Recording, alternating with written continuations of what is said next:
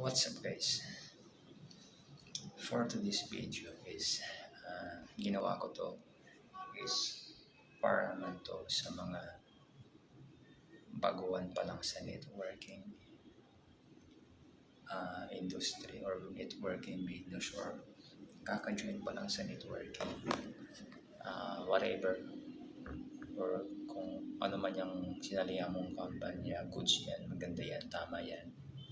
Pero itong video na to na ginawa ko ngayon is gusto ko lang sabihin sa iyo na ito yung dapat mong gawin kung ikaw is kaka-join pa lang or bago pa lang sa isang network marketing business.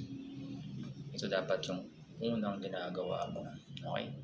So, ang unang dapat ginagawa mo para kumita ka sa business or sa networking na sinalihan mo, ang unang gawin mo is huwag mo muna habulin yung income.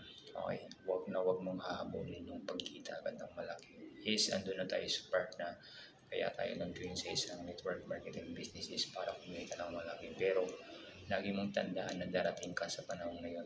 Kikita ka ng malaki dyan kapag ginawa mo ng seryoso yung pinasukang mong business or networking. Ang dapat mo habulin kung ikaw is kaka-join pa lang sa isang network marketing company or business, ang dapat mo habulin is pagyamanin mo muna yung kaalaman mo. Okay? Aralin mo muna yung pasikot-sikot ng negosyo habang ginagawa mo siya ng paunti-unti.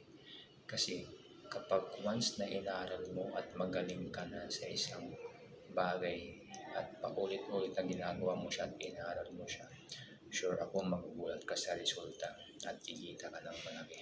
Okay? Learn before you earn. Okay? For more video like this, please subscribe my YouTube channel.